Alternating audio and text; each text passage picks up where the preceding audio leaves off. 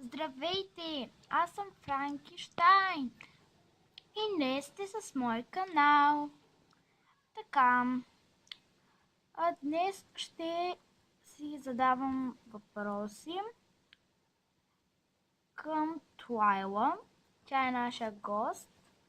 Сега ще ви я покажа, така че да приветстваме Туайла! Здравей, Туайла! Здравей, Франки! Така, и нека зададем нашите въпроси. Първия въпрос е: на колко си години? Ами аз всъщност съм на 14 години, така че да. Добре. Аз съм на 16, но това не е от значение. Следващия въпрос е: кои са твоите родители? Моите родители са... Всъщност, моят родител е Турбалам. Така че да. Би ли ми казала твоя убийствен стил? Да, разбира се. Приятелите ми всъщност казват, че имам сенчеста фигура, или може би всъщност съм такава. Както и да е, обичам тъмно-синьо и тъмно-лилаво. Особено когато са смесени заедно, като мъгла над водата. Еха, чудесен стил. Би ли ни казала твоя недостатък? Да, това не е проблем за мен. Моят недостатък е, че съм страшно срамежлива.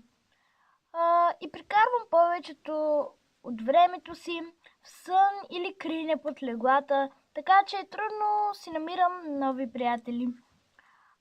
Това е просто един от дните на чудовища като Турбалан.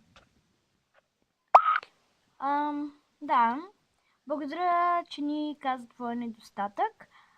Сега би ли ни казала твоя домашен любимец? Да, разбира се. Моя домашен любимец се казва Дъстин и един ден го намерих и нямаше как да го оставя, затова си го осинових и сега даже ще ви го покажа. Дъстин, ела тук. Ето това е Дъстин. Той в момента е легнал в мен. Искам да те попитам, какво е твоето любимо занимание?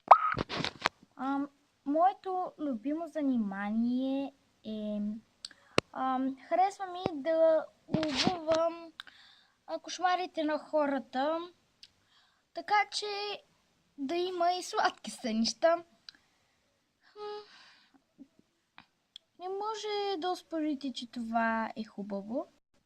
А какво е най-неприятното нещо за теб? За мен най-неприятното нещо е, когато другите чудовища не разбират защо искам да помогна на хората, а хората не разбират защо ме няма, за да ги плашат. Наистина, на подозрителните е трудно да сънуват. И прахосмукачките. Добре. Следващия въпрос е: какъв е твоя любим предмет? Моя любим предмет е психологията, защото нещата, които научавам в клас, наистина ми помагат да преживея живота. Следващия въпрос е: омразният ти предмет? Омразният ми предмет е риториката. Да се изправя пред няколко чудовища е наистина трудно за мен.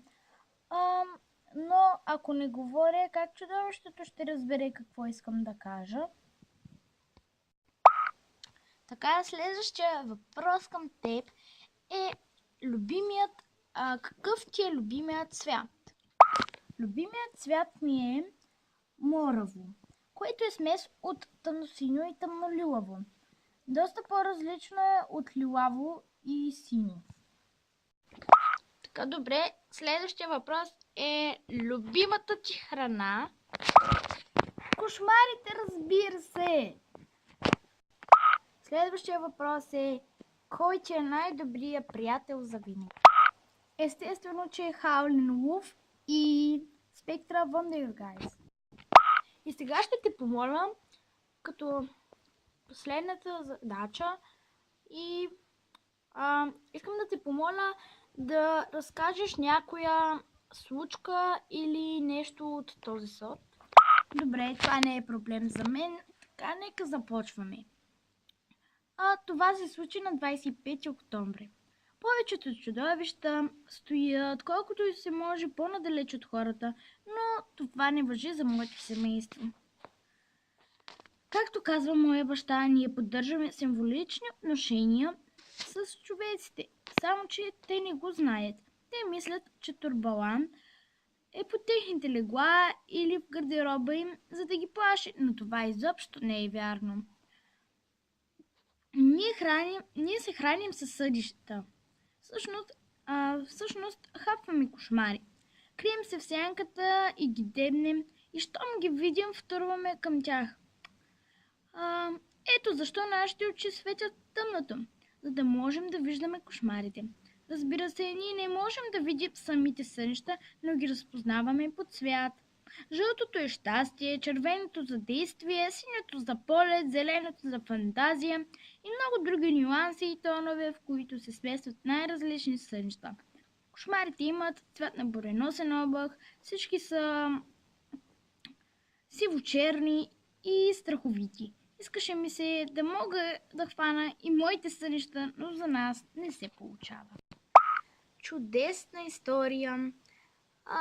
Добре, сега е време да ти кажа довиждане, както така и на Джастин. Затова довиждане! Довиждане! Чао!